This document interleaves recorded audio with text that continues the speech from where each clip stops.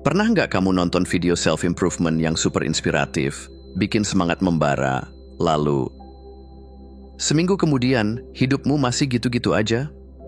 Banyak orang mengalami hal yang sama. Konsumsi konten self-improvement tanpa perubahan nyata.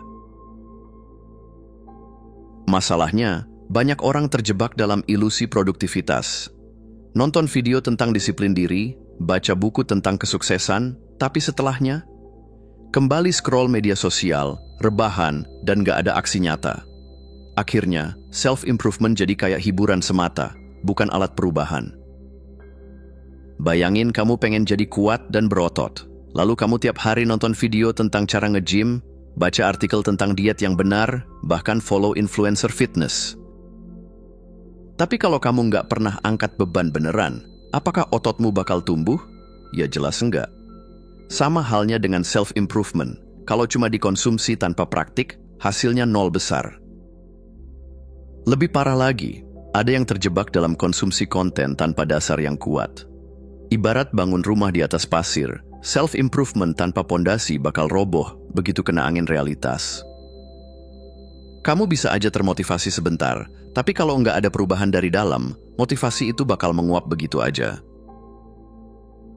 Jadi apa solusinya? Stop konsumsi berlebihan, mulai ambil tindakan. Bukan berarti kamu harus berhenti belajar, tapi pastikan setiap ilmu yang kamu dapatkan langsung diterapkan dalam hidup. Jangan cuma jadi konsumen, self-improvement. Jadilah praktisi yang benar-benar mengalami perubahan nyata.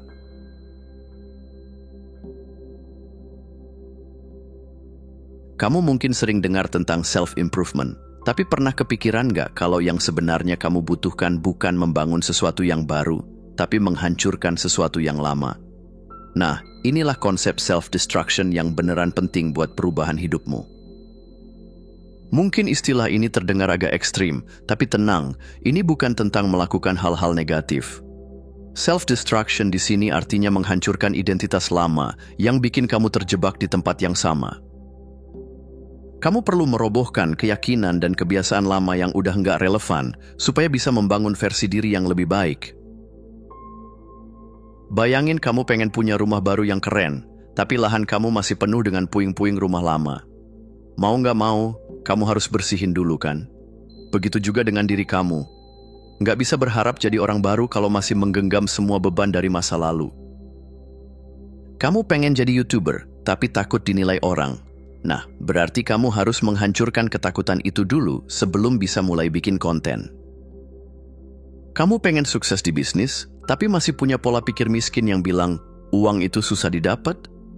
Ya, mindset itu harus dihancurkan dulu. Kamu pengen jadi orang tua yang baik, tapi masih bawa trauma masa kecil? Mau nggak mau, kamu harus membereskan luka lama sebelum bisa memberikan kasih sayang yang sehat ke anakmu nanti. Singkatnya, self-destruction adalah fondasi dari transformasi. Kamu nggak bisa naik level kalau masih terjebak dalam versi lama dari dirimu sendiri. Jadi kalau selama ini kamu merasa stuck meskipun udah banyak belajar tentang self-improvement, mungkin ini saatnya bukan menambah sesuatu, tapi melepaskan sesuatu.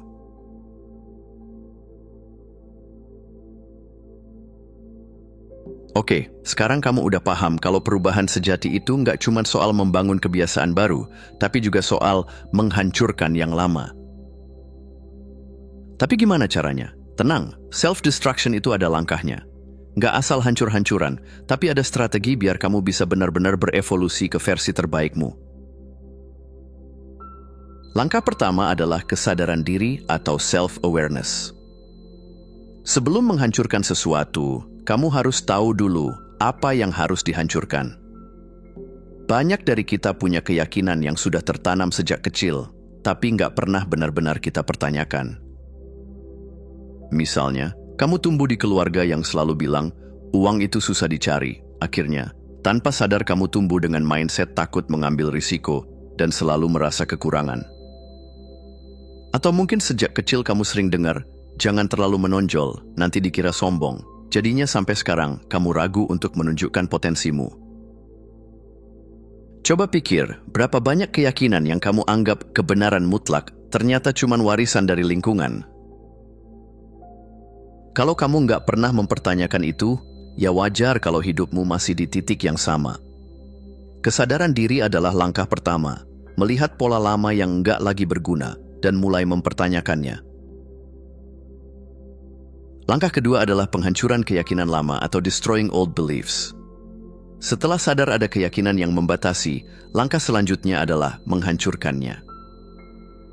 Ini bagian yang lebih sulit, karena seringkali kita terlalu nyaman dengan pola lama, bahkan kalau pola itu merugikan kita. Bayangin seorang petinju yang selama bertahun-tahun belajar teknik yang salah. Saat dia masuk ke pelatihan profesional, dia harus menghapus teknik lamanya sebelum bisa belajar teknik yang benar. Proses ini nggak enak, terasa seperti mulai dari nol lagi. Tapi kalau dia nggak melakukannya, dia nggak akan pernah jadi petinju hebat. Begitu juga dengan kamu. Menghancurkan keyakinan lama berarti kamu harus rela merasa bodoh sementara waktu. Ego kamu bakal teriak, "Loh, selama ini berarti gue salah dong." Dan itu wajar. Tapi justru itu tanda kamu mulai tumbuh.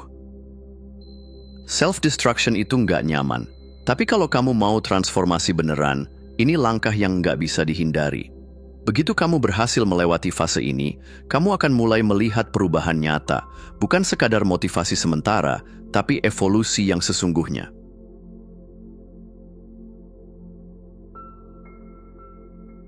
Banyak orang yang terjebak di siklus self-improvement tanpa hasil, karena mereka cuma fokus menambahkan hal baru, tanpa mau melepaskan yang lama.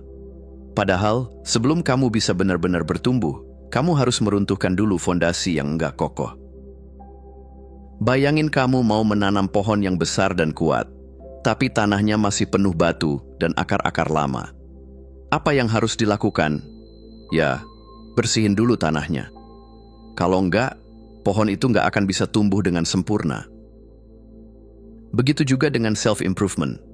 Kalau kamu masih terikat dengan keyakinan lama, trauma masa lalu, atau kebiasaan buruk, maka semua usaha pengembangan diri yang kamu lakukan enggak akan bertahan lama. Self-improvement sejati bukan cuma soal belajar hal baru, tapi juga soal unlearning, atau melepaskan pola pikir lama yang udah nggak relevan. Ini mirip seperti upgrade software di HP kamu. Kalau sistem lama udah usang dan penuh bug, kamu nggak bisa sekadar install aplikasi baru, kamu harus update sistemnya dulu. Selain unlearning, ada juga konsep unbecoming, yaitu melepaskan identitas lama yang nggak lagi mendukung pertumbuhanmu. Kalau selama ini kamu menganggap dirimu sebagai orang yang pemalu, nggak berbakat, atau bukan tipe orang sukses, maka kamu harus berani meruntuhkan label itu sebelum bisa menjadi versi terbaik dari dirimu sendiri. Banyak orang takut melakukan self-destruction karena rasanya nggak nyaman. Tapi justru disitulah pintu menuju perubahan.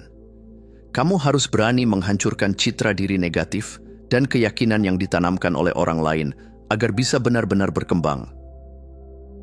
Jadi kalau selama ini kamu merasa stuck, meskipun udah banyak konsumsi konten self-improvement, mungkin masalahnya bukan karena kamu kurang belajar, tapi karena kamu masih mempertahankan sesuatu yang seharusnya dilepaskan.